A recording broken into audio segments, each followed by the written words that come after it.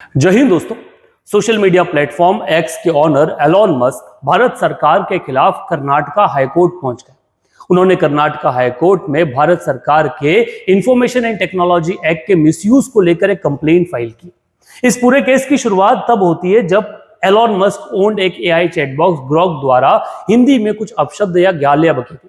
जब इस तरह का कंटेंट न्यूज में आया, सोशल मीडिया पर आया, तो भारत सरकार द्वारा इंफॉर्मेशन एंड टेक्नोलॉजी एक्ट के सेक्शन 79 क्लॉज बी क्लॉज 3 के तहत उस पर एक्शन लिया गया, जिसको लेकर एक्स ग्रुप, जिसे पहले हम ट्विटर के नाम से जानते हैं, वो कर्नाटका हाईकोर्ट पहुंचता है और कहता है कि ये कंप्लीटली वायलेशन है सेक्शन 69A के तहत, जो सुप्रीम कोर्ट द्वारा एक इनॉर्मस पावर देता है फ्रीडम ऑफ स्पीच को लेकर। भारत में फ्रीडम ऑफ स्पीच को लेकर काफी लंबी डिबेट चली। हर बार कई बार इसको कर्टेल करने की बात की जाती है और जब सरकार द्वारा इसे रोका जाता है तो ये केस सुप्रीम कोर्ट पहुंच जाता है। वर्तमान में इंडियाज गॉट लेटेंट नाम की कंट्रोवर्सी हुई, फिर तब भी फ्रीडम ऑफ स्पीच का जो कंसर्न है ये न्यूज में आया और लोगों द्वारा यह मांग की गई कि भारत में फ्रीडम ऑफ स्पीच को लेकर कुछ चेक जो एंड बैलेंस जो है वो होना चाहिए। इसी तरह के केस सुप्रीम कोर्ट में भी लगातार पहुंचते और ये एलॉन मस्क और ये वाला केस भी इसी कंप्लीटली इसी सेंस या फ्रीडम ऑफ स्पीच को लेकर है। ऐसा एक मामला 2015 में भारत सरकार के सामने आया जब ये केस सुप्रीम कोर्ट जा पहुंचा। ये केस था Shreya Singhal versus 69A। Information and technology act जो है, उस इंफॉर्मेशन एंड टेक्नोलॉजी एक्ट में एक धारा है सेक्शन 66 जो सेक्शन है वो ये कहता है कि अगर कोई भी व्यक्ति सोशल मीडिया प्लेटफॉर्म पे कुछ ऐसा पोस्ट करता है जिससे कुछ भड़काऊ भाषण हो या फिर कोई इनकन्वीनियंस हो जाए या फिर किसी चीज को डायरेक्ट करे, तो भारत सरकार उसके खिलाफ एक क्रिमिनल एक्शन जो है वो शुरू कर सकती है। ऐसा केस तब भी आया जब बाला साहब ठाकरे की डेथ के बाद किसी ने कुछ कमेंट कर दिया था सोशल मीडिया पर और इसी धारा के तहत उन दो फ्रेंड्स को फेसबुक पर कमेंट करने के कारण अरेस्ट कर लिया गया। यही केस 2012 के बाद 2015 में सुप्रीम कोर्ट के पास पहुंचा और उन्होंने 66 का जो एक क्रिमिनलिटी था उसको स्ट्रक डाउन कर दिया सेक्शन 69A के तहत। आइए इस पूरे कहानी के बारे में जानने की कोशिश करते हैं।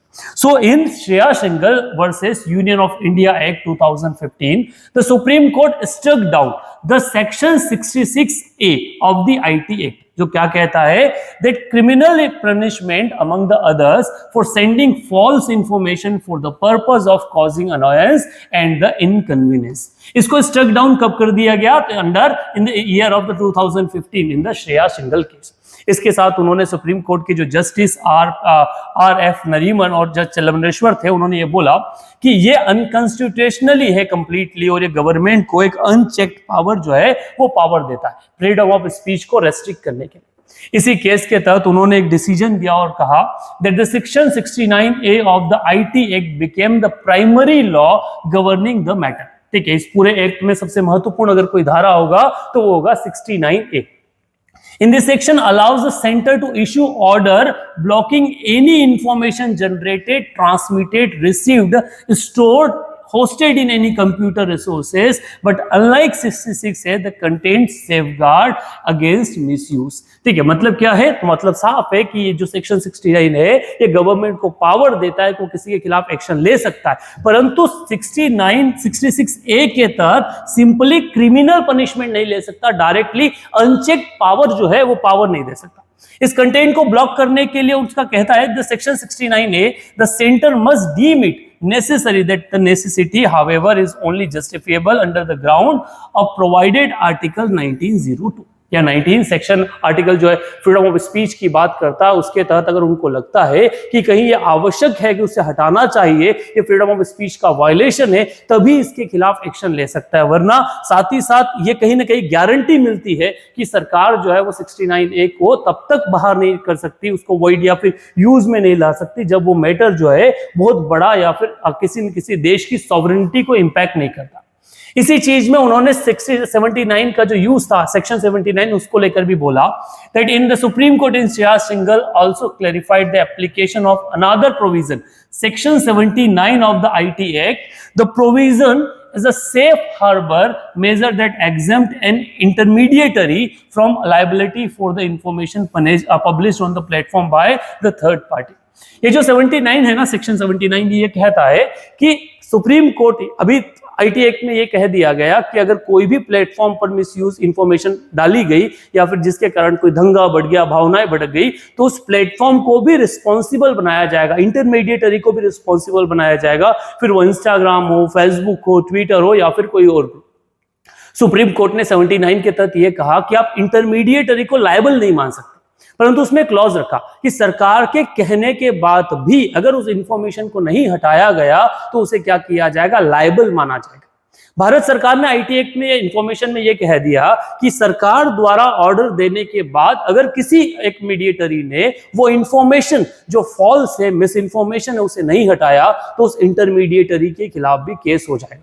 सुप्रीम कोर्ट ने इसको भी स्ट्रक डाउन करते हुए यह कहा कि सरकार के ऑर्डर पर नहीं, कोर्ट द्वारा दिए गए ऑर्डर के बाद ही आपको इंफॉर्मेशन हटानी होगी, तब तक आपके खिलाफ कोई केस दायर नहीं किया जाएगा।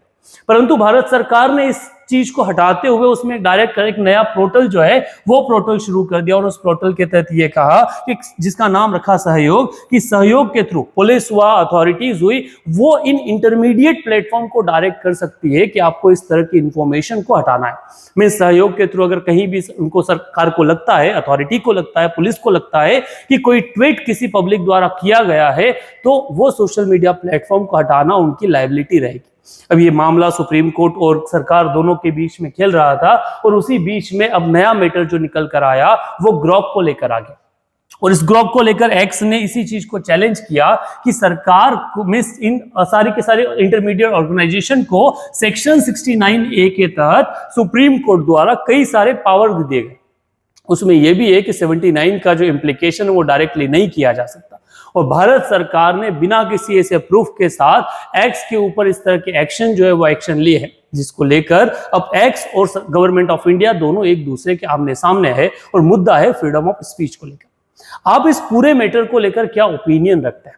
क्या भारत सरकार को ऐसे प्लेटफॉर्म को रेगुलेट करना चाहिए या फिर फ्रीडम ऑफ स्पीच के तहत इन्हें ये रिस्पॉन्सिबिलिटी दे देना चाहिए कि वो जो चाहे वो सोशल मीडिया पर पब्लिश कर सकते हैं? आप क्या ओपिनियन रखते हैं? कमेंट बॉक्स में जरूर लिखें।